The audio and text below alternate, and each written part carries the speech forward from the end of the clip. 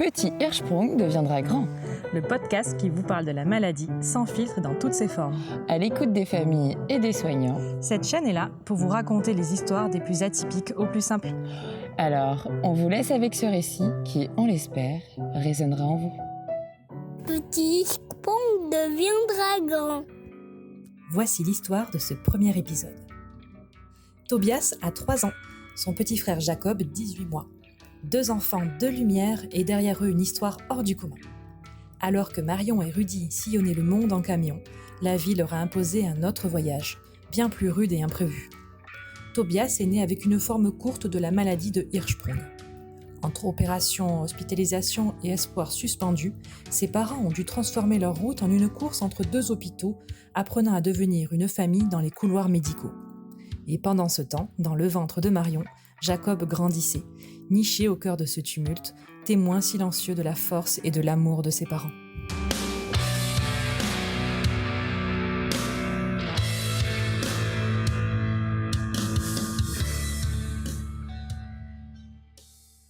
Aujourd'hui, on va commencer cette nouvelle interview avec donc Marion Julien et donc Rudy Ansel, qui sont donc les parents de Tobias, qui est atteint donc de la forme courte, et du petit deuxième qui s'appelle Jacob.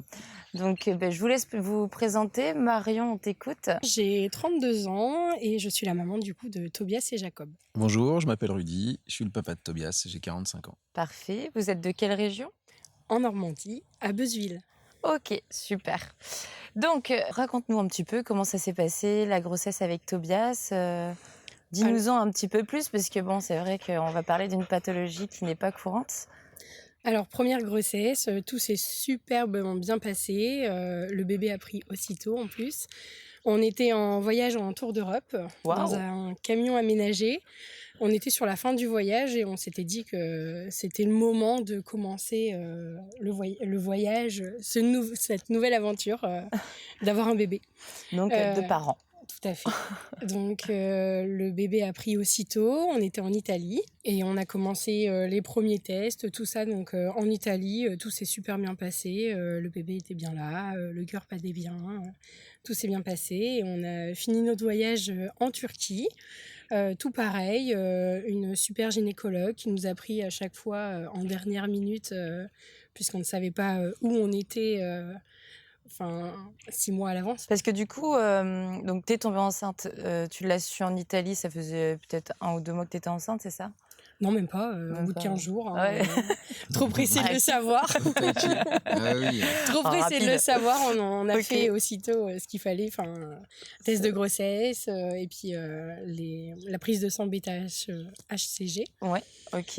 Et ça, du coup, en Italie toujours. D'ailleurs, ça se passe comment un petit peu ? Parce que nous, en France, on a cette sécurité sociale, etc. Rien n'a été pris en charge, comme on était à l'étranger. Donc, tout de notre poche, jusqu'aux échographies, Italie et Turquie, tout pareil. Voilà. Ouais, c'est toi qui payes tout dans ces conditions-là. C'est ça. Et puis, je pense qu'ils ont mis la barre un peu haute en Italie, de nous faire payer en espèces. Donc, forcément... Mais bon, c'est pas grave. Bagouille italienne. C'est ça. Mais bon, c'est pas grave, on leur en veut pas. Alors des charges, on a appelé le vendredi et la dame elle s'est excusée de nous trouver un rendez-vous pour le lundi matin. Ah oui, bon, ça va. Ça va. Donc après, voilà. arrivé en Turquie, là, t'étais à combien de mois de grossesse, du coup, arrivé en Turquie ? 3 mois 2 mois.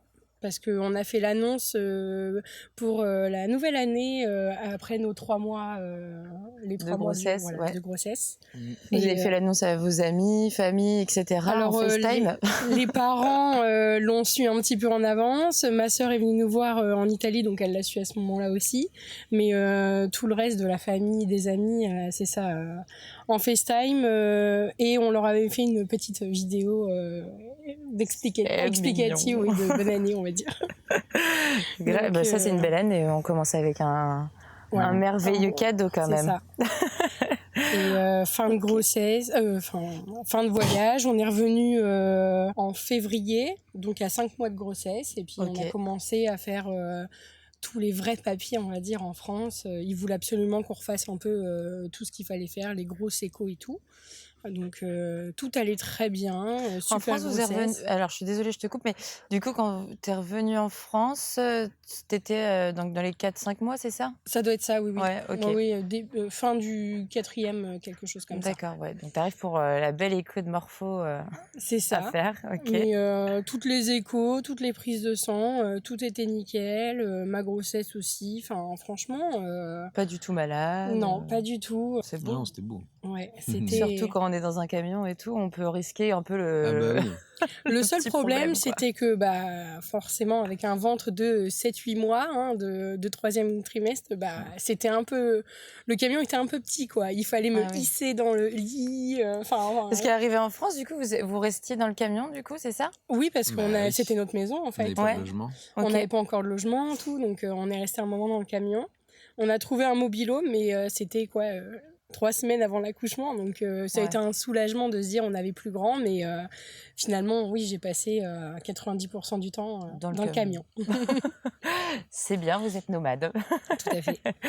Ok, donc tout se passe bien. Donc là, vous êtes en camion ou mobil-home. Vous êtes dans quel secteur là à ce Pareil, moment-là? à 5 minutes Pareil d'ici. ici. Ok, ça marche.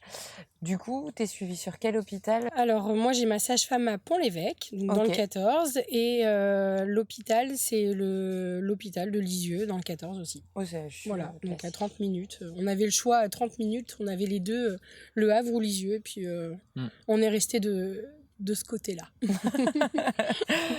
On n'a pas traversé le pont. C'est ça.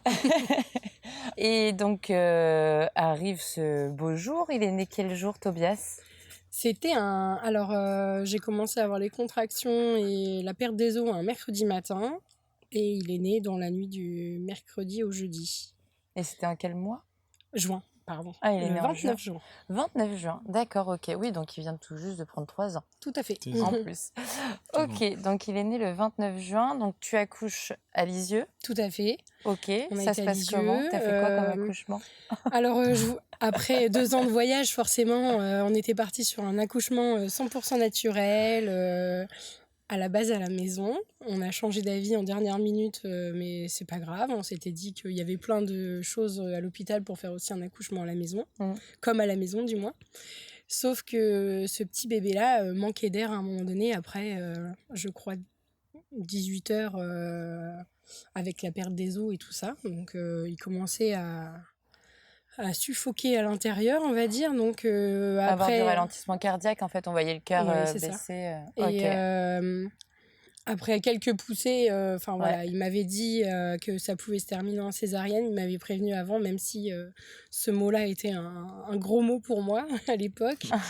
Grande Voilà. déception. Grande déception, mais bon, on a quand même fait jusqu'au bout ce qu'il fallait. Et puis, on est parti un peu en catimini. Alors, je suis partie du coup, puisque je suis partie toute seule, malheureusement, en salle d'accouchement. Parce que là, du coup, ils ont déclenché un code rouge, on appelle ça, c'est ça? C'est C'est ça, ça. code rouge. Donc, papa ne pouvait pas être là avec moi.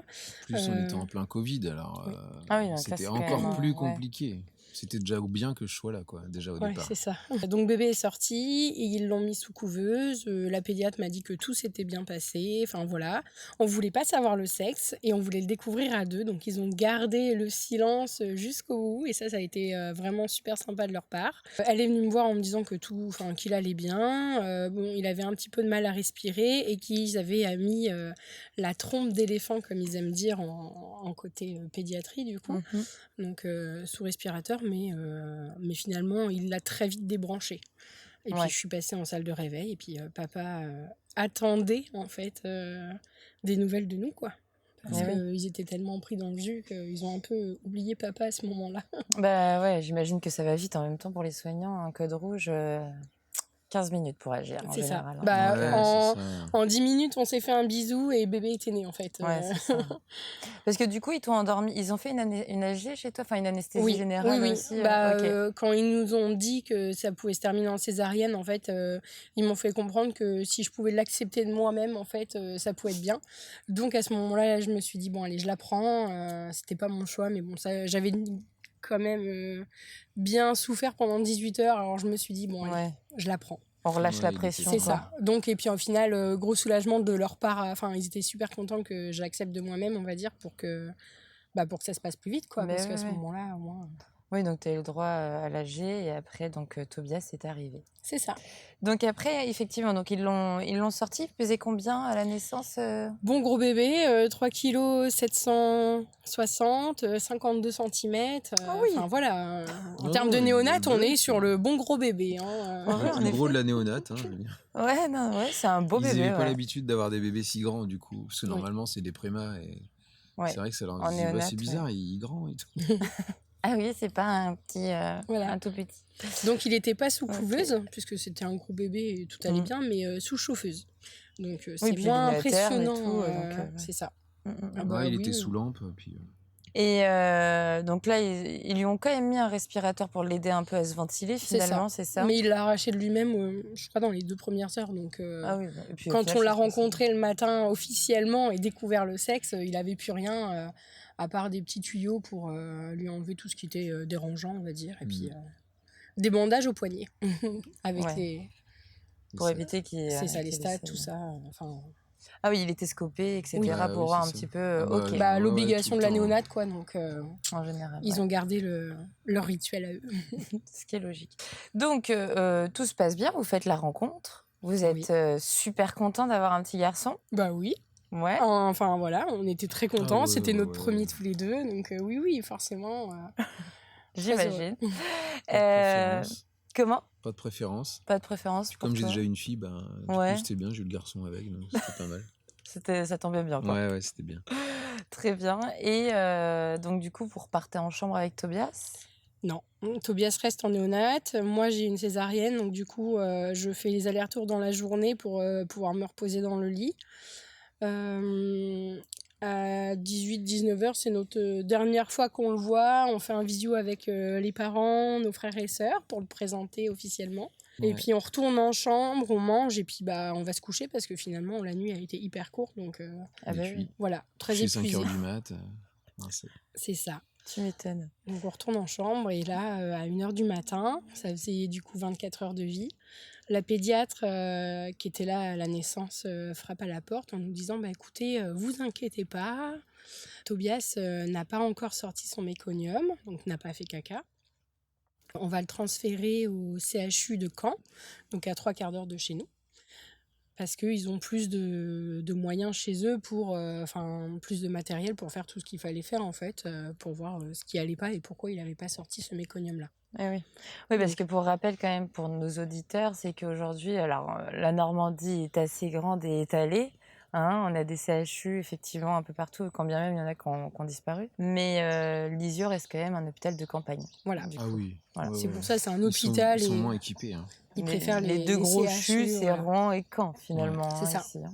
Et après, il y a le Havre aussi, hein, quand même. Ouais, Non, mais c'est le pas un Havre est CHU. transféré à Rouen quand même, en Ouais, fait. Donc, d'accord. Ouais, c'est la même chose. Finalement, Donc, ils c'est sont Rouen et mieux Caen. que Lisieux peut-être, mais Mm. dans ces structures-là, ils partent sur Rouen. Ok, donc là, comment tu apprends l'annonce Enfin, comment Alors vous apprenez déjà, à 1h l'annonce? du matin, on est un peu dans le pâté, mais C'est comment drôle. ça, tout va bien, rendormez-vous, qu'elle nous dit. Ouais, pas grave, Transféré à rendez-vous. Caen, je viens Rendormez-vous, on d'accoucher, vous transfère à 8h demain matin, vous paniquez pas. Non mais tu viens de me réveiller, c'est fini là. Donc on est parti le voir, on a attendu l'ambulance, ça a bien duré 3/4 d'heure, 1 heure peut-être. Un peu dans le coltard, notre bébé il s'en va, on l'a vu sous couveuse, mais les grosses couveuses d'ambulance ouais, finalement. Donc ça a fait bizarre, mais bon, on l'a vu partir, tellement fatigué, on s'est rendormi réellement en fait. Et le lendemain matin à 7h au taquet, quand est-ce qu'on s'en va? Bah on n'a pas de chambre pour vous là-bas, on sait pas trop comment on va faire. Bah, je vais pas rester là en fait si mon bébé il est là-bas quoi, c'est pas possible. Et finalement, même pas le temps de se retourner que les ambulanciers en fait ils étaient devant la porte, bah on vous transfère. Ah d'accord.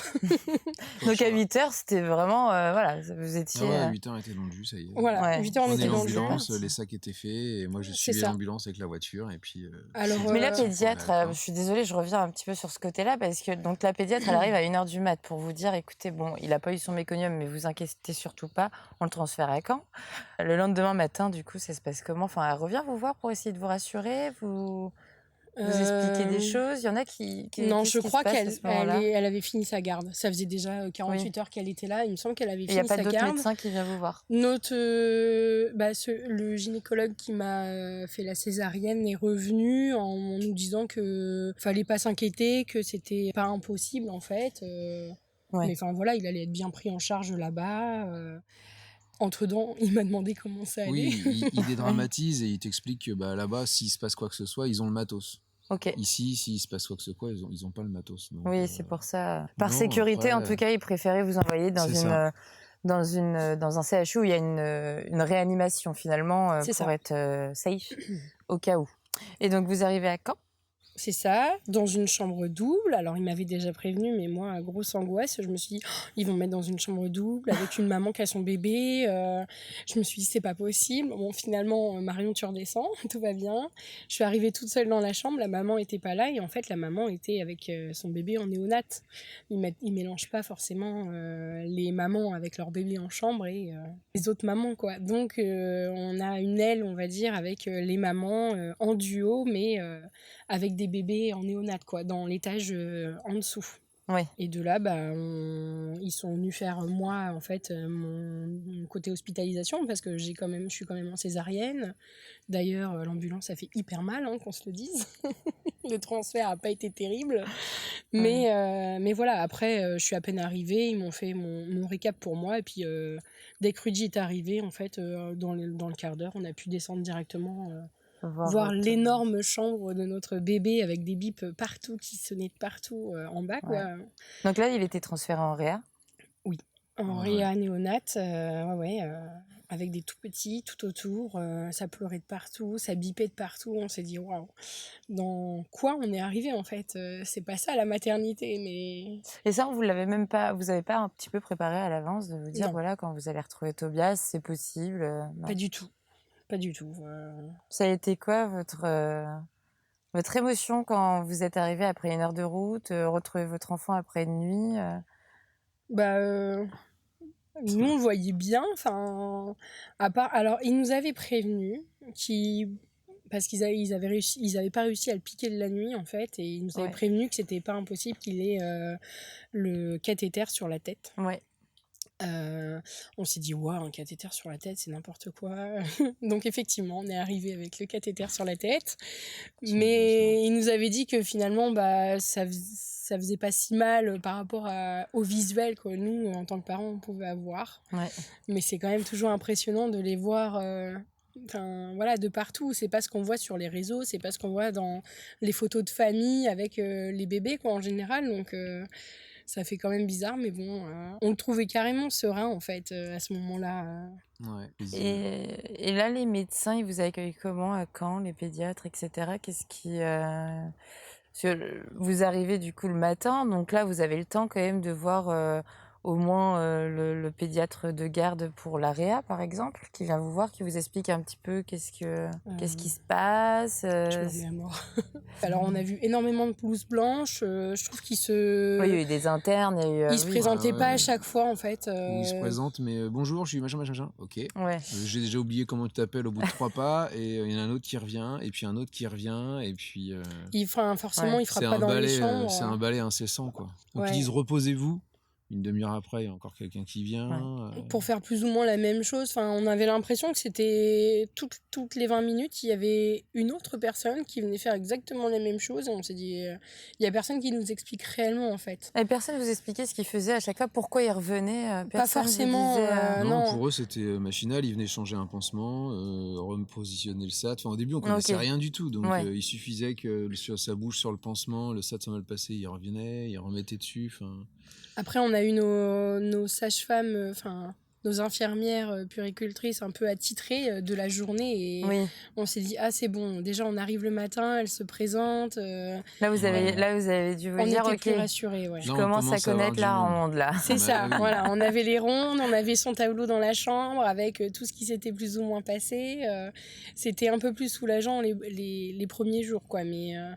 Du coup, cette première journée, en fait, ils nous ont dit, en fait, on fait tous les examens, on a une suspicion de un mot qu'on n'a pas compris au début, hein, clairement. Ils nous ont pas...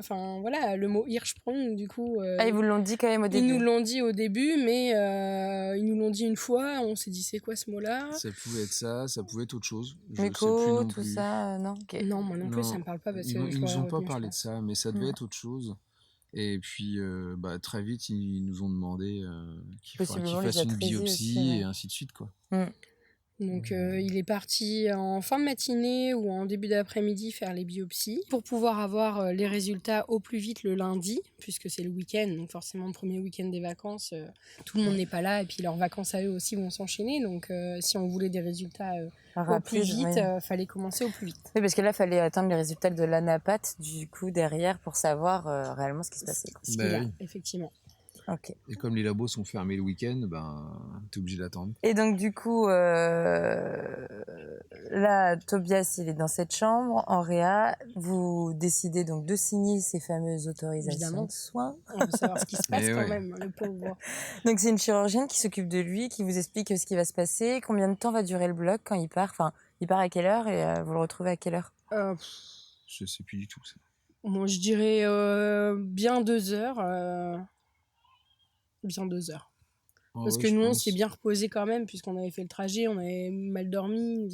Voilà, il s'était passé plein de choses durant la nuit, et le temps qu'on s'installe dans la chambre, tout, qu'on rencontre la deuxième maman, finalement. Mais oui, c'est bien passé 2 heures. Ils nous ont rappelé aussitôt pour pouvoir revenir, pour nous dire il revient, alors vous allez pouvoir être avec lui. Ils avaient déjà mis du coup le cathéter dans la tête pour pouvoir le nourrir. Ils avaient mis une sonde dans la bouche pour pouvoir vider son estomac. Et ils avaient déjà fait un premier lavement pour justement enlever le méconium. Dans quel ordre tout ça, je ne me rappelle plus trop. Finalement, on n'a pas eu les résultats le lundi comme convenu. Comme escompté, Voilà, c'est ça, on les a eu que le mercredi. Donc ça a été hyper long l'attente, puisque on savait rien, quoi. La chirurgienne en question est venue nous voir, donc docteur Afringue. Elle nous a expliqué que donc c'était bien ça, effectivement. Il avait la maladie de Hirschsprung. Pour l'instant, au stade le plus simple de sa forme. On était déjà à ce moment-là à 4 lavements, donc 4 nursings par jour. Donc les lavements, on va juste pour rappeler un petit peu ce que c'est, tu peux nous dire un petit peu à quoi ça consiste, ce que c'est, comment on les fait? Alors, en général, il a toujours une couche propre, à part un peu de pipi. On lui enfonce un tuyau avec de la vaseline dans ses fesses, jusqu'à une petite butée. À ce moment-là, il faut arrêter. On le masse en même temps. Et donc à ce moment-là, c'est vraiment les infirmières qui le font. C'est pas nous du tout. Nous, on est là en spectateur, à la rigueur, lui tenir la main, mais c'est tout. On lui masse le ventre d'une certaine manière, donc pour que le caca puisse sortir vers l'intestin et vers la sonde. Et puis ça sort, quoi. On l'a en quantité très petite et très liquide. Directement par le tuyau, finalement. Directement par le tuyau qui est du coup mis dans la couche pour pas que ça déborde de partout. Donc ça 4 fois par jour. Au début, il disait rien parce que finalement, ça le soulageait. Et puis un peu shooté par l'hôpital, je pense aussi, du nouveau-né. L'arrivée, tu m'étonnes. Voilà, l'arrivée spectaculaire, ce Tobias, ouais. Donc on fait ça toutes les 4 heures au début. Et arrivé au 5e jour, avant même d'avoir les résultats, on est passé à 3 fois par jour parce qu'il a réussi à faire un petit caca lui-même. Donc les infirmières étaient trop contentes. Et du coup, on est passé à 3 fois par jour. Et là, lorsque je reviens sur ce qu'on était au départ, donc ce fameux docteur à Caen, là, ce chir que vous voyez, donc il vous annonce cette maladie. Qu'est-ce que vous savez, qu'est-ce que vous attendez à ce moment-là? Alors nous, on ne connaît rien de cette maladie. Elle nous a dit que c'est juste un problème qu'il n'arrive pas à faire caca. Nous, on s'est dit, d'accord, qu'est-ce que ça engendre, en fait. Donc, elle a dit que si on était d'accord, il y aurait une opération à plus ou moins 1 mois de vie. Plus tôt serait le mieux, donc le minimum était 1 mois de vie. Donc, elle nous a posé la question quand même si on était d'accord en tant que parents d'accepter cette chirurgie-là. Sachant qu'elle serait en seconde position et que le chirurgien principal arrivait à la fin de la semaine, il me semble, pour nous expliquer vraiment tout ça. Ok. Elle était encore en apprentissage, on va dire. Ça sera le chirurgien relais. Et toi, Rudy, quand t'apprends que c'est la maladie de Hirschsprung, pareil. Bah, on n'y comprend rien. Ils te sortent tous les noms médicaux et Ouais. scientifiques que tu connais pas du tout. Et puis de là, elle dit bah écoutez, voilà, en gros, vous avez 7 cm d'intestin qui fonctionne pas. D'accord, donc là, vous savez déjà le nombre de centimètres Non. à peu Non. près, non? Bon, C'est bah, pas Non, c'est un petit après peu le- après? C'est après l'opération qu'on Ok. qu'on saura réellement ça, mais ils nous disent que voilà, dans tous les Il y a cas, une partie l'opération qui marche pas. fait Ah que oui, ça c'est marche ça. pas et qu'ils vont devoir couper une partie de l'intestin sans savoir encore combien. On vous quoi. dit pas pourquoi ça marche pas, ou on vous dit juste ça marche pas, il y a une Bah, maladie en qui gros, ils fait nous ont que... expliqué que l'intestin, il devait faire des fibrillations pour amener le caca, en fait. Et puis que cette Mhm. partie-là, elle fonctionnait pas. Donc, du coup, ça sort que par pression quand c'est trop plein. Ouais, ok. Donc là, le fait de mettre le tuyau dedans, Bah, tout ça de suite, permet de ça explose, relâcher. quoi. C'est Ouais. comme on ouvre une bouteille de gaz, c'est un peu la même chose. Donc le ventre un peu gonflé, et puis dès qu'on met le tuyau pour le nursing, ça sort tout seul. Donc il y a des cacas explosifs et il y a des cacas qui ont un peu plus de mal à vouloir sortir. Ouais.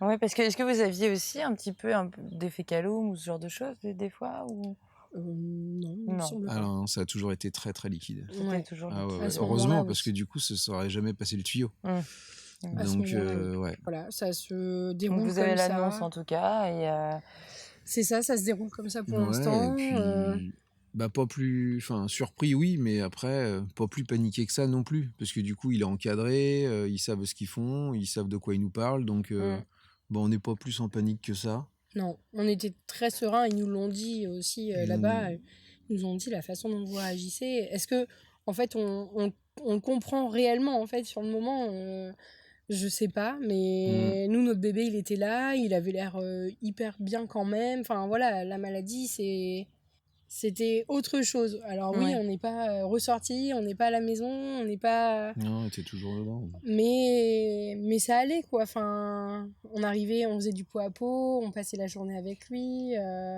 Le soir, on retournait manger le plateau repas et puis on redescendait aussitôt le revoir. Mais... D'ailleurs, je tiens à faire une petite update parce que je crois que j'ai entendu Rudy en parler quand on s'est rencontrés vendredi, mais tu as ramené ton camion là-bas. Tu dormais aussi là-bas, c'est ça? Alors oui. non. Alors oui, mais alors Parce que non. je trouve que c'est quand même super important de le dire. Alors, on était 3 et on avait chacun notre chambre, en fait. Donc, Pas au départ. Tobias était en néonate, moi j'étais dans le côté maternité, et Rudy avait eu la chance. Alors, la première nuit, il l'a passé. Les deux premières. Les 2 premières nuits, il l'a passé du coup avec Tobias en néonate, avec tous les bips. Dans Et le lit de camp, à côté du lit, avec les Ouais. infirmières toutes les demi-heures qui viennent, qui disent vous inquiétez pas, rendormez-vous. Ouais. Et au final, on a eu la chance d'avoir eu la chambre dans la maison des familles, donc juste à côté de maison l'hôpital. McDonald's, ok. Donc ça, génial, franchement. On a eu une famille qui est partie juste au bon même moment. moment. Et du coup, le gars est arrivé, dit bah écoutez, voilà, on vous a trouvé un appart, enfin une chambre juste à côté. Et au CHU de Caen, il y a un ancien hôtel que le CHU a racheté. Et du coup, ça Donc leur c'était pas dans la appartient. maison McDonald's, c'était encore une autre maison? Oui, c'est ça, c'est pas la D'accord. maison C'est McDonald's. un hôtel qui est accolé et du Je sais coup, pas son on peut passer dedans. Ok. Donc génial, enfin franchement ça c'était le bonheur. C'était grand bonheur. Le camion est arrivé plus tard pour l'opération parce qu'à ce moment-là on n'avait plus de chambre. Mais c'est encore D'accord. c'est plus tard. Ok, bon, on y reviendra Ouais. après. Mais j'ai trouvé l'idée quand même vachement sympa et là je me suis dit, ah, ça peut être intéressant Oui, Ah, c'était vraiment de de c'était donner vraiment les bien. idées comme ça. Ça a franchement. transformé le côté opération dure à notre côté fin de Confort voyage, et- confort. Mm. Voilà. Mais finalement, on n'est pas resté tant que ça en néonate parce que moi, j'avais passé le cap des 10 jours en maternité. Ils acceptent pas plus. Donc, c'était soit ils me libéraient, soit finalement, on est une chambre kangourou dans une autre aile et vous allez pouvoir dormir avec Tobias. Trop bien. Le bonheur, enfin, au bout de 10 jours, quoi. Eh ben, ouais. Donc on s'est fait transférer dans une plus petite chambre, mais sans bip à tout va, et surtout tous les deux, quoi. Donc on était hyper excités, on a été chercher son nouveau lit, on va dire, dans la chambre kangourou, on a été en néonate le chercher, et on est remonté. Et de là, on s'est dit, par contre, si on veut sortir, il faut savoir faire les lavements. Donc, en fait, c'est plus vous, les infirmières, qui faites les lavements 2-3 fois par jour. Là, ça va être nous deux, on est une team et c'est comme ça.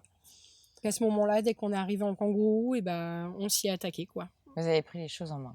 C'est ça. Il le faut parce que sinon, on allait y rester, en fait. Mmh. Et on s'est plutôt bien débrouillé parce qu'ils nous ont dit, en fait, vous avez plus réellement besoin de nous. Donc, ils nous ont laissé en autonomie un peu, quand même. Ouais. Au sein de l'hôpital. Ils nous laissaient faire les soins. Mais c'est important, je trouve. Oui. Oui. Parce que finalement, quand vous serez à la maison, dans tous les cas, on serait que tous les deux, quoi. En autonomie. Ouais, parce qu'en plus, on était à plus de 30 minutes ou 30 km du CHU. Donc, du coup, on bénéficiait pas du HAD, ou c'est pas ce truc-là? Oui, non l'HAD, l'hospitalisation à domicile. L'hospitalisation à domicile. Et du coup, on bénéficiait pas de ça. Donc, on rentrait chez nous et puis... Débrouillez-vous. Donc, on a été retransféré à Lisieux quand même, parce que comme ils ont vu qu'on se débrouillait bien, on n'avait plus besoin d'être là-bas finalement. Et puis surtout, ils s'alimentaient, etc., Tobias, du coup. Enfin, parce que oui, il y a par ça sonde, aussi. par Alors pipette. oui, on n'a pas dit ce sujet-là, Alors moi, je voulais faire l'allaitement, ça a été hyper compliqué finalement, parce qu'il a été intubé dès le début, donc en fait, le sein, il le voulait pas. Donc j'ai tiré mon lait, mais lui était à la pipette, au gobelet, on a fait en sorte, on a testé le sein.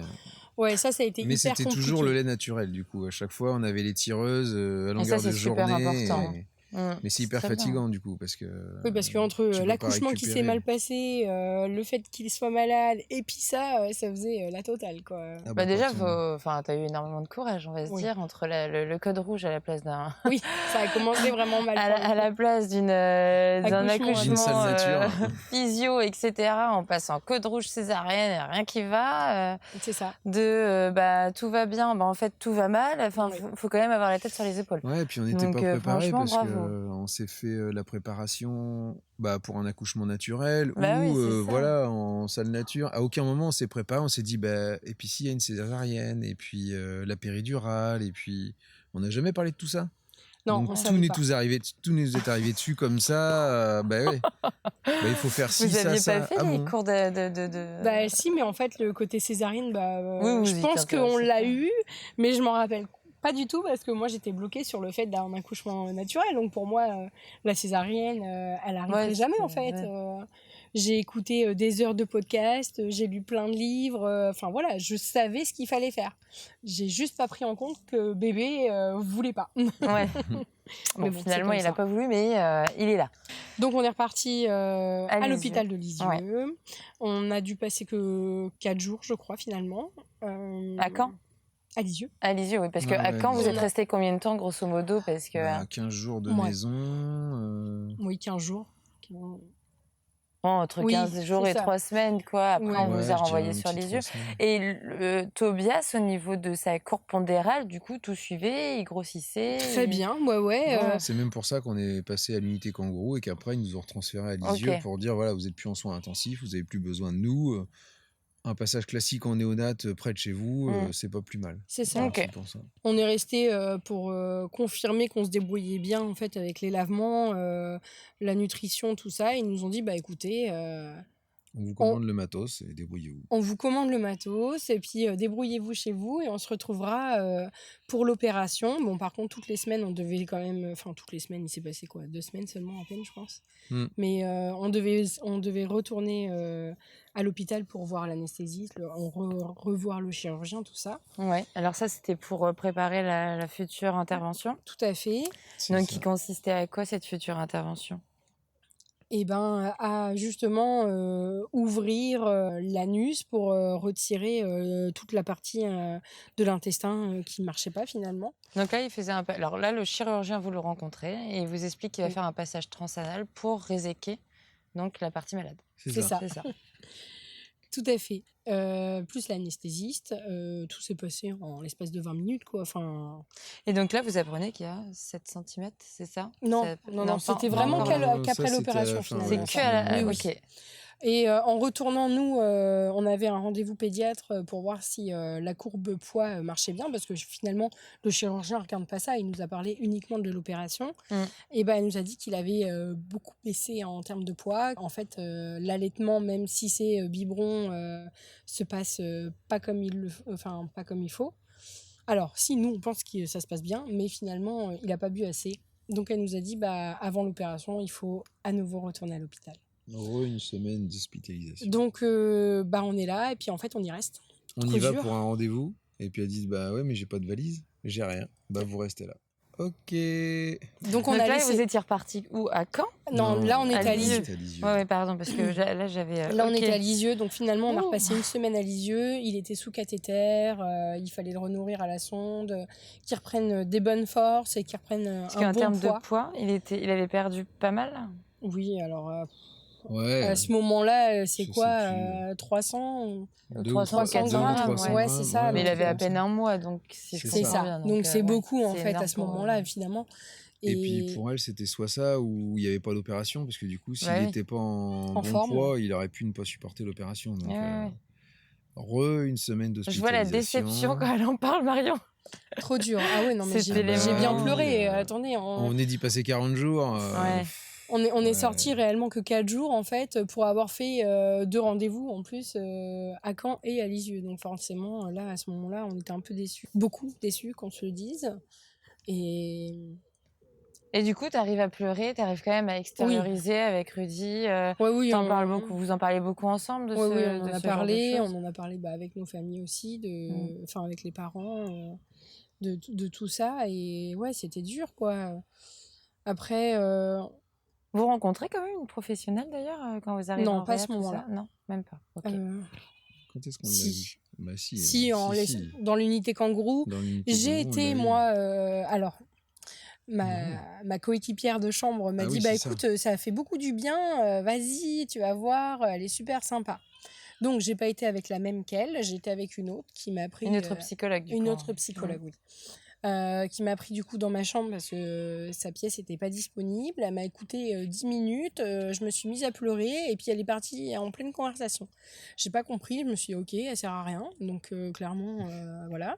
Je suis retournée donc en bas en néonate pour retrouver Rudy avec Tobias et là je la voilà. Donc je comprends pas pourquoi elle m'a lâchée comme ça dans la chambre pour retourner en plus avec mon chéri qui voulait absolument pas la voir, hein, clairement. Et puis elle vient me voir, elle me dit alors comment ça va? Je dis écoutez, tout va bien, moi je suis en bonne santé. Elle me dit oui, mais je dis écoutez, oui, je fais ça va.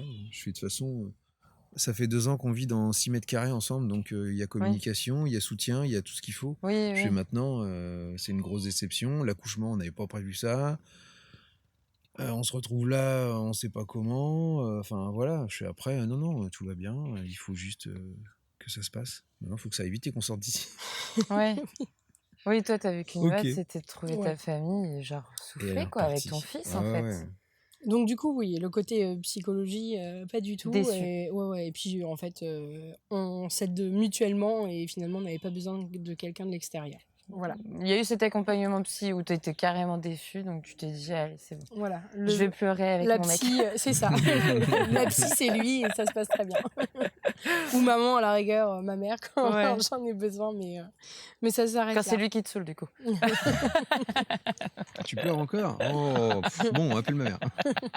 Ok, très bien. Donc là, grosse déception parce que retour à l'hôpital suite à la prise pondérale finalement qui est pas si bonne. C'est ça. C'est vrai que pour un bébé 300 grammes, ce qu'il faut se dire, c'est qu'arrivé à 1 an, c'est comme si un bébé de 1 an perdait 1 kilo.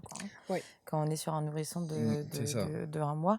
Donc effectivement, là, de toute façon, en général, quand ils perdent vite comme ça, en plus, l'urgence, c'est la réhydratation. Je pense qu'on vous en a déjà beaucoup parlé. Oui, il réhydrate, il rebranche et puis ça y est, c'est reparti. C'est ça. Donc du coup, branché sur du PG5. Et qu'est-ce qui se passe par la suite? Le séjour se passe, on continue les lavements nous-mêmes. Il a 1 mois, on est content. On fait la photo des 1 mois quand même avec le tube. Mais non, ça se passe. Parce qu'ils lui remettent le tube en oral ou en nasogastrique? En nasal. La sonde pour nourrir. Oui, c'est la sonde nasogastrique. Où là, ils mettent... Ah oui, d'accord, ils mettent même pas en IV. Okay. Non. Et je sais même pas si à ce moment-là, c'est nous qui faisons la pipette. Ah oui, c'est nous, puisqu'on le faisait déjà à la maison. Non. On avait les seringues à la maison déjà. Oui, mais pour lui mettre dans la bouche, là... Ah oui, là, c'était... La pipette, c'est quoi ça, la pipette? En fait, il était nourri avec mon lait, donc en fait, on mettait mon lait en pipette. avec une paille. Oui, c'est ça, okay. On a testé tous les Pour tous les qu'ils gardent trucs. cette Oui. succion. Et mon lait à moi, c'était surtout ouais, la priorité. C'est le seul truc qu'on a réussi à garder réellement On a de. galéré et tout, et Moi, je vous tire mon chapeau. Hein. une sage-femme qui a Ça, réussi c'était à chaud. dire bah ça y est, moi ça marche à la paille et tout. Je sais bah moi il veut pas, ça marche pas et tout. On Elle vous dit, a attends, jamais fait le donne-moi-le. truc où on scotche la paille sur le bout Si, du mais doigt? on a Ouais, tellement c'est Nous aussi, testé on la a eu de choses. ce test. Et du coup, ça a réussi à ça a été après. On a réussi quand même. Donc là, il reprend quand même du poids, etc. Il a arrivé repris du là-bas. poids, ça allait bien. On a fait, lui et moi, les tests Covid, du coup, vu qu'on y était à ce moment-là. Et on a été transférés à Caen le dimanche soir, tous les deux. Lundi matin, papa arrive, c'est le moment de l'opération. Donc, Ah, donc oui, ah, oui d'accord. Ah, oui, ça s'est enchaîné oui, d'un coup. on Quoi. a fêté ces 1 mois en fait à l'hôpital de Lisieux pour après être transféré. Il devait avoir 1 mois et 3 jours peut-être. D'accord, ok. Ça a été, Ah oui. oui, ça a été très très vite. Donc on arrive. Vous arrivez donc à Caen et là, en fait, intervention. Donc moi j'avais déjà fait le bain à ce moment-là puisqu'il nous avait dit il va passer dans les premiers, c'est les plus jeunes d'abord en fait en termes de chirurgie. Donc comme Tobias faisait partie des plus jeunes de la journée, on devait passer aussitôt, donc on fait le bain et tout. Finalement c'était qu'à 9h, mais bon, c'est pas grave. On l'a déposé comme un petit prince en bas de la porte du bloc finalement. Docteur Afringue est venu nous chercher avec une infirmière. Docteur Petit à ce moment-là était déjà au bloc opératoire. Et puis on a pu aller prendre un café en attendant. On trouvait le temps assez long quand même finalement. Et ils nous ont rechangé de chambre parce qu'on était arrivés dans les opérations. Alors je sais plus comment ça s'appelle, hein, mais En service continu, non? alors on est arrivé dans les services avec tous les enfants dans les grands lits de bébés en fait. Ouais, ok. Et finalement on était après en pré-sortant. Ok. Dans la partie c'était ça, pré-sortant. pré-sortant. Et donc ils nous ont transférés en pré-sortant en Donc, attendant. pré-sortant, c'est un service où vous savez que vous allez sortir plutôt rapidement, en fait. Oui, C'est c'est ça. ça, c'est le Et c'est un peu post-opération en moins- fait. Un peu moins strict, pas niveau hygiène, mais niveau protocole, tout Ouais. ça, c'était un peu plus cool. Donc la chambre est aussi grande qu'en néonate, mais sans tous les bip-bip, avec un lit. Et à ce moment-là, du coup, le papa était venu avec le camion. Comme nous, on n'avait pas de chambre, on s'est dit au moins on va être confortable dans notre camion. On savait pas combien de temps on devait rester en post-op, quoi. Donc il est revenu de l'opération, ils nous ont dit que ça s'était bien passé. Ça a duré donc combien de temps l'opération à peu près? Je dirais 2-3 heures dans mon souvenir. Ouais, je pense. Le temps à de peu prendre un près, café, une douche, enlever tous les sacs, changer et réattendre en fait finalement qu'ils nous appellent parce que c'était long ça. L'attente. Ils nous ont redonné notre bébé. Non, j'ai pu aller moi dans la salle des Des réveils réveils. des tout petits. Le temps qu'ils se réveillent et tout, ça a presque duré 1 heure, je dirais. Et après ils nous ont mis du coup dans notre chambre pré-sortant. Et de là, ils nous ont dit, on passera vous voir pour vous expliquer comment ça s'est passé. Et ils ont dû attendre en fait la biopsie pour savoir quelle partie était réellement malade. Ok. Donc en fait, ils sont revenus, je dirais, en fin de journée nous voir pour nous dire qu'ils avaient retiré 16 cm de l'intestin. À 16? 16. Ah oui, d'accord. Oui. Et que finalement, il y en avait 8 de malades sur les 16 cm retirés. Donc ils étaient sûrs d'eux, que tout était retiré. Il a pris Et un que peu tout plus allait bien. pour être sûr. Il m'a dit j'ai pris de la marge. Donc, bon.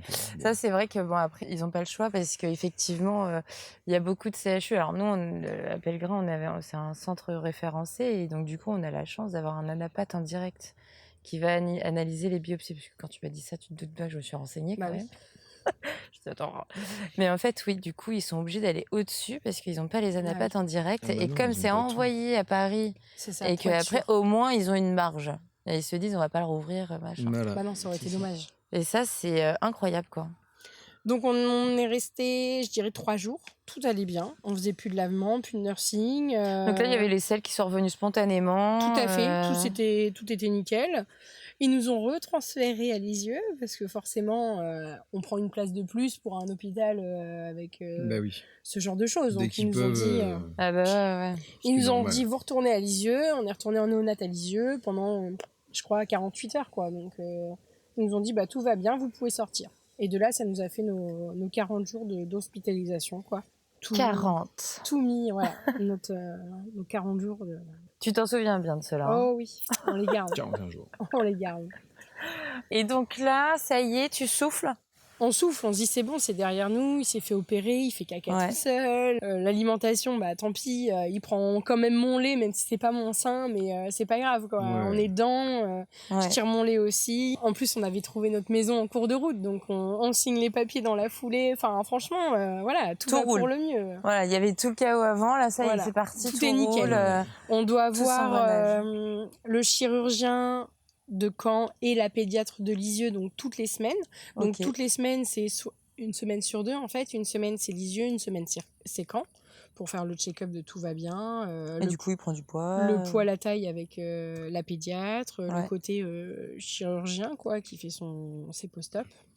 On fait avec les deux du coup, docteur Petit et docteur Affringue au début, et ensuite c'est que docteur Petit jusque-là, parce que docteur Affringue, elle apprend en même temps, donc forcément elle a d'autres choses de son côté. D'autres patients qui arrivent, voilà.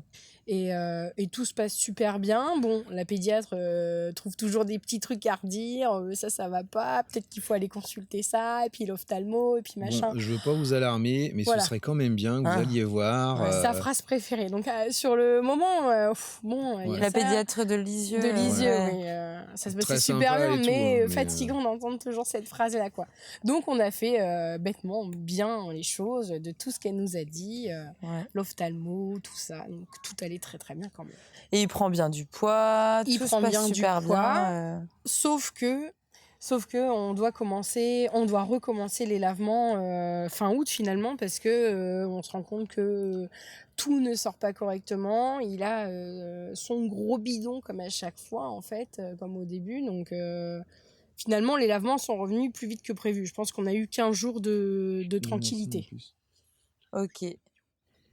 Et une fois que donc tu continues le lavement, etc., une fois que tu mets ça en place, dès que tu fais un lavement, tu vois la différence entre le bidon qui est distendu, tous les gaz sortent directement. Des fois, c'est même pas du caca, c'est vraiment, on sent des gaz. Enfin voilà, comme quand tu crèves un ballon, c'est la même chose. Il se dégonfle et ça lui fait vraiment du bien, quoi. Donc on fait des lavements 3 fois par jour jusqu'à ces 4-5 mois. D'accord, quand même. On commence la DME, donc tout ce qui est alimentation solide, les purées. Ah oui, il y a eu la diversification alimentaire quand même. Voilà, on a eu le droit à ces 4 mois à commencer, donc trop content de manger de la purée, de manger pas comme nous, mais enfin de nous voir manger des miam miam, quoi. C'est terrible, quoi. Donc ça c'est chouette. Mais voilà, c'est aussi le côté pas simple, parce que finalement, comme ils mangent pas que du lait, et ces selles sont différentes. On se rend compte que les lavements sont différents aussi, que des fois c'est un peu plus compliqué, qu'il faut un peu plus masser pour que ça sorte un peu plus. Mais on se rend compte que les lavements lui font quand même vachement de bien, quoi. Même le chirurgien nous avait dit vous inquiétez pas, tout est normal, c'est pas grave. Tant qu'il faut faire, ça lui fait pas mal, il y a rien, vous faites, ça le soulage, point. Bon ok, il y a pas de complications plus. On passe à un lavement entre le 5e et le 6e mois, et de là on voit le chirurgien une dernière fois au bout de 6 mois, on va dire, parce qu'on enchaînait toujours les 15 jours. Il nous a dit on peut se voir qu'une fois par mois maintenant jusqu'à ces 1 an. Soulagement. Et finalement, les lavements se sont espacés aussi naturellement. Aussi tous les 3 jours, une fois par semaine, finalement une fois tous les 15 jours. Et puis le dernier, on l'a fait à ces 11 mois. D'accord, ok. Donc, et après, des selles des selles régulières, toujours liquides, très liquides, très verdâtres, ou suivant ce qu'il mangeait. Mais finalement... ce qu'on lui sortait en lavement est sorti naturellement à partir entre ces 6 mois et ces 11 mois. On espacait, mais ça sortait bien, quoi. Donc, soulagement. Il y avait juste à faire quelques massages, et encore maintenant. Oui. On fait, si on voit que le ventre est gros et que c'est pas sorti, on dit attends, on va masser. Et maintenant, il commence à nous le dire, papa. Enfin, le massage, c'est papa en général. C'est toujours papa. C'est papa le masseur. Voilà, chacun son rôle. Hein.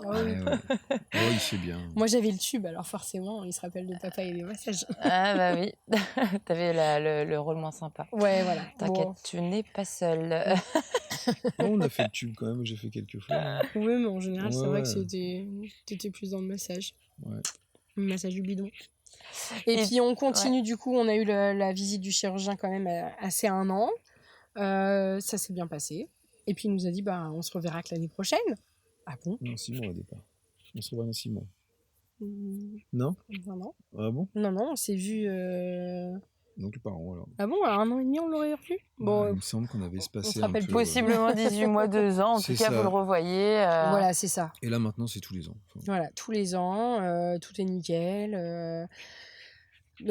Tobias s'est pas élevé en crèche, en nourrice. Je suis restée avec lui. Alors, c'était ce qui était prévu à la base, de rester une année sabbatique avec lui pour voir son évolution. Et puis finalement, l'année s'est passée en 2 ans, 3 ans. Et puis je suis toujours avec lui. Et Tobias va aller à l'école du coup en septembre pour la première fois avec d'autres enfants, quoi.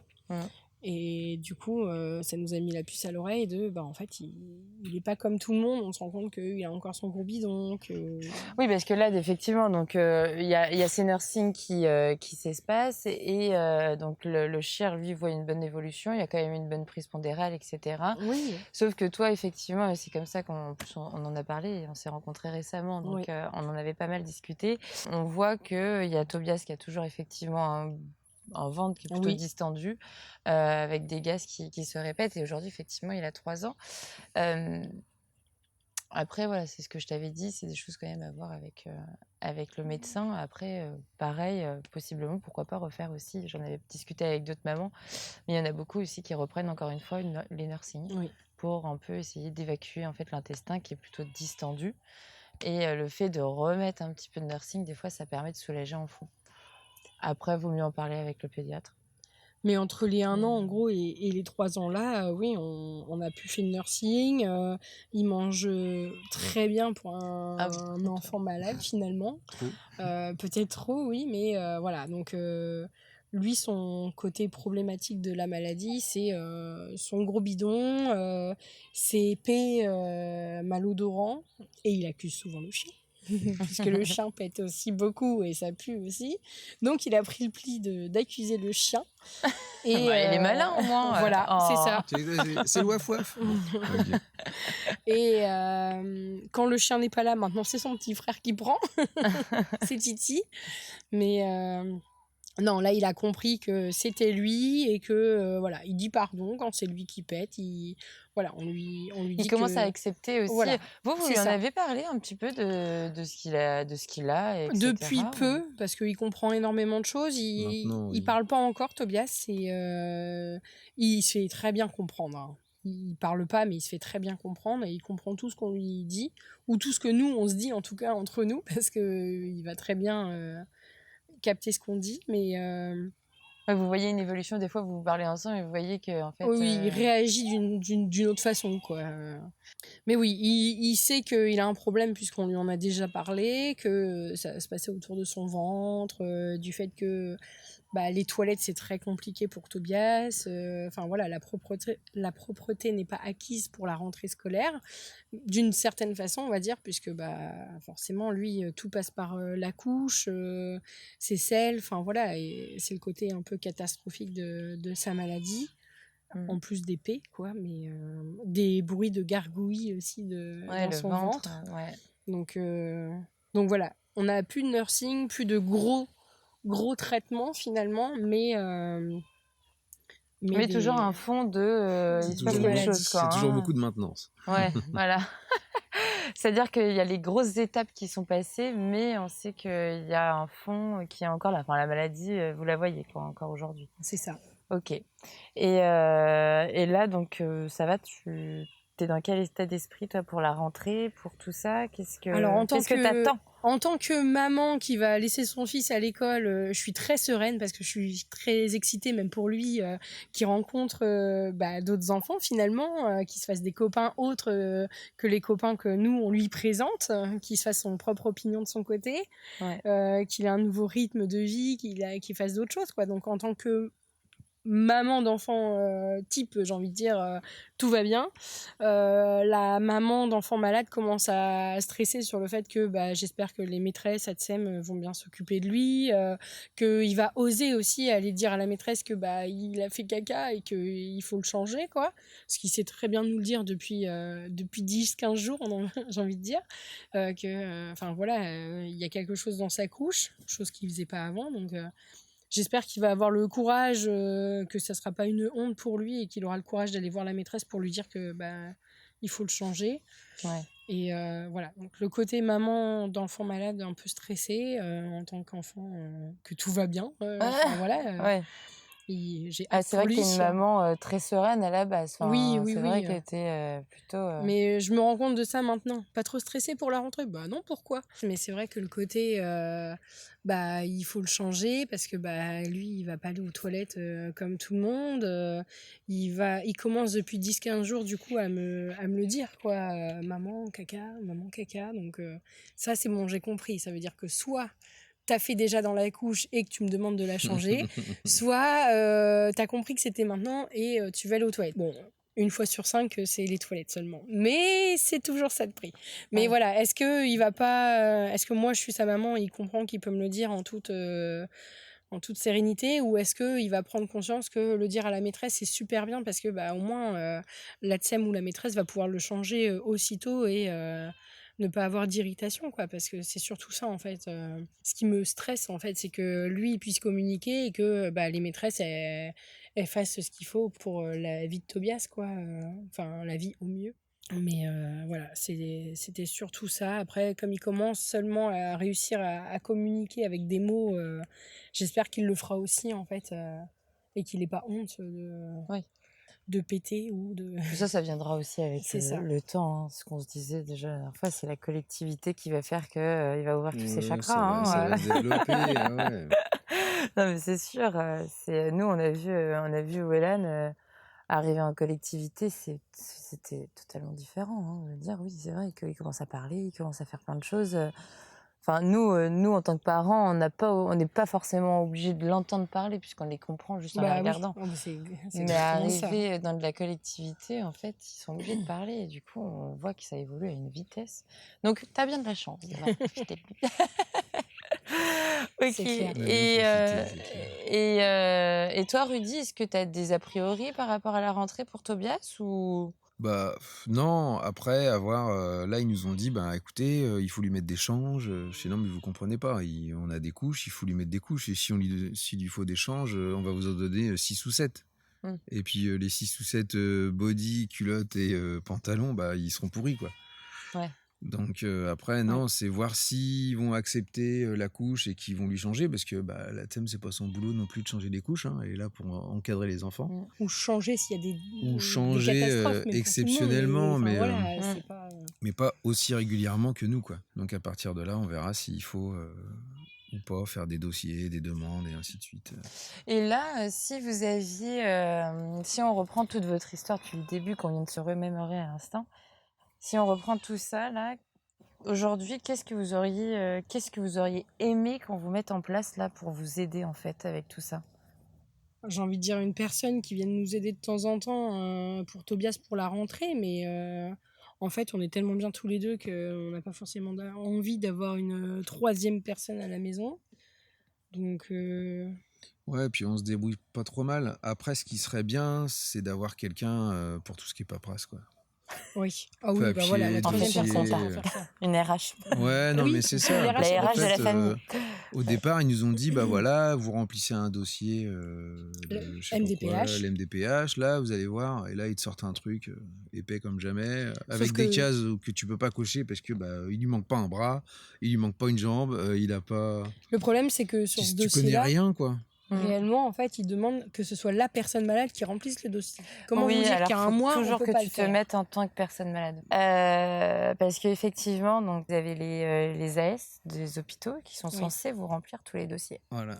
Donc, nous, on a fait que 40 jours, c'était peut-être pas assez. Alors, si normalement, en fait, même si vous avez fait que 40 jours ou que 2 jours, à partir du moment où il y a l'apparition du handicap, l'assistante sociale est censée venir vous voir déjà dès l'annonce du diagnostic et vous expliquer en fait ça me dit tout rien. ce que... Peut-être j'ai oublié, mais... Vous expliquer tout ce auquel vous avez le droit, parce qu'en fait, il y a un staff qui se fait avec les médecins, et ensuite, c'est elle qui vous donne donc les documents et même qui vous remplit les documents à envoyer directement à la MDPH. Non, absolument pas. On en a parlé déjà du dossier MDPH quand il avait 6 mois avec la pédiatre. Donc déjà, on n'a pas eu tout ce côté-là avant. Et la pédiatre, elle peut pas elle n'a pas pu vous aider sur Non, parce remplir. qu'elle n'avait pas prévu déjà le laps de temps qu'il aurait fallu pour remplir le dossier. On n'est pas revenu pour un autre rendez-vous. Donc j'avais commencé à le remplir. C'était trop long. Ça m'a saoulée. Je me suis dit, ça sert à rien puisque on est à la maison. On C'est ça. s'occupe, nous, de lui. Donc on s'est dit, on verra plus tard. Pour l'instant, on n'a pas besoin d'assistance, on n'a pas besoin de personne. Donc Sauf voilà. que le plus tard, il est là, quoi. Il est là tout de suite maintenant. Et on a appris que ça mettait beaucoup de temps à faire ce dossier-là et à être validé, en fait. Ouais. Donc on s'est dit, là, on est un peu en retard, pour le coup. Oui. Pour Après, bon, vous pouvez toujours discuter aussi avec l'école, etc. c'est ça. Donc, Mais Tobias a eu des cours en collectivité d'activité d'éveil avec Marie de la PMI. Donc des cours... on était 6 enfants, 6 bébés, entre 2 mois jusqu'à l'âge de marcher. Donc on se retrouvait là-bas tous les 15 jours avec des familles régulières avec qui on a fait du coup une belle amitié, ou des familles qui venaient juste pour avoir 1 ou 2 cours avant de reprendre le boulot, par exemple, pour les mamans. Et je sais qu'elle peut nous aider dans la structure à remplir ce dossier-là. Donc. Et là, donc après ce beau parcours, etc., du coup, aujourd'hui, vous, ce que vous attendez aujourd'hui, si demain vous avez quelque chose où vous pouvez revenir dessus, qu'est-ce que ça serait? En disant, j'aurais bien aimé, je sais pas, avoir un peu plus d'informations ou... Alors, qu'il y a des choses, de ne pas avoir 50 000 internes qui rentrent dans la pièce H24, ça c'était épuisant. Et de ne pas changer de structure tous les 5 jours réellement. Parce que les navettes entre les 2 hôpitaux, c'était hyper épuisant. Physiquement, en plus, après césarienne. À chaque état, en fait, à chaque état de l'enfant, à chaque état physique, tu changes d'étage ou d'hôpital. Sachant qu'à cet âge-là, en 24 heures, ça bascule tout de suite. Tu n'arrêtes pas, quoi. T'as ta valise, tu passes les yeux, machin. Oh, salut les filles, on vous revoit. Ah, vous êtes revenus. Enfin, voilà, maintenant, on les connaît. Mais bon, c'était quand même faire les valises permanence. Non, avoir vraiment une structure plus grosse, après, ça demande beaucoup de moyens. Je sais que là, moi, j'ai été logé pendant 15 jours sur Caen. Ça doit coûter des centaines de milliers d'euros, je pense. Que nous, on n'a pas vu, qui ont été pris en charge et tout ça. Mais oui, non, effectivement. On est plus positif, dans le sens où on a été très bien accompagnés. On ne peut pas dire le contraire. Franchement... Les médecins étaient toujours clairs. Vous avez... Non, ça a été, franchement, c'est principal. Et du coup, vous avez eu une petite merveille après Tobias. Et oui. Oui, on a enchaîné le deuxième, du coup.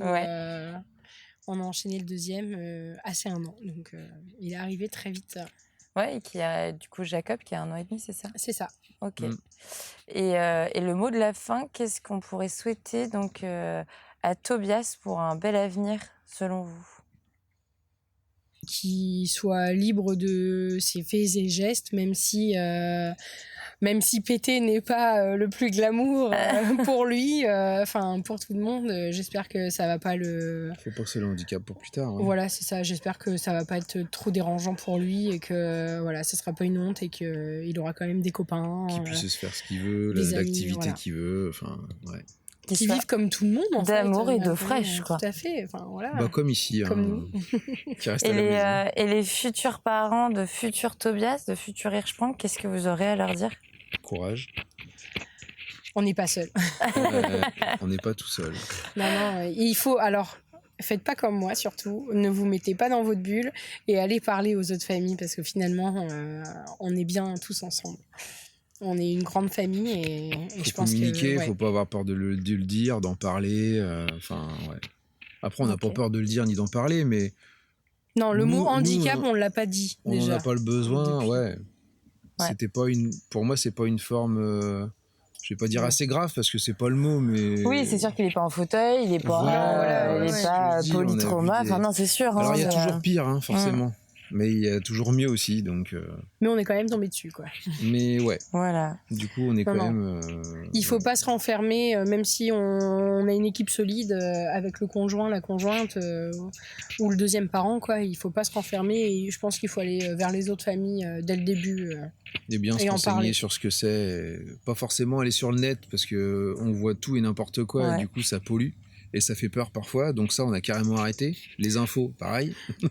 Mais les bonnes questions aux Mais chirurgiens. Bien se renseigner sur ce que c'est et rencontrer d'autres familles. Et d'autres familles qui ont le même cas. Parce que nous, Mm. pour le coup, dans l'hôpital, il y avait beaucoup de gens néonates, tout ça, mais on n'avait pas de... aucune. Et puis dans notre entourage, on ne connaît personne non plus, quoi. Donc merci les réseaux pour ça. Parce que, du coup, ça permet de rencontrer des gens de partout et même de pas très loin, du coup, qui sont dans le même cas. Mais non, il faut la communauté. C'est ça. Eh bien, écoutez, merci à vous, Marion et Rudy. Et puis, une prochaine en Normandie, alors. Merci, Justine. Merci. Bon retour, ciao. merci.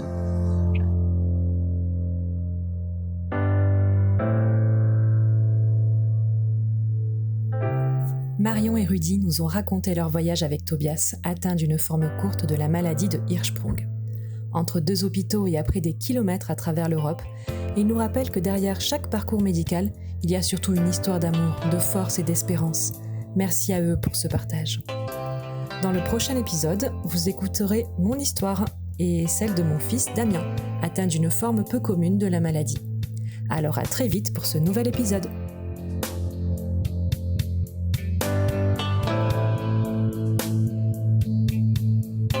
Petit Pong devient dragon.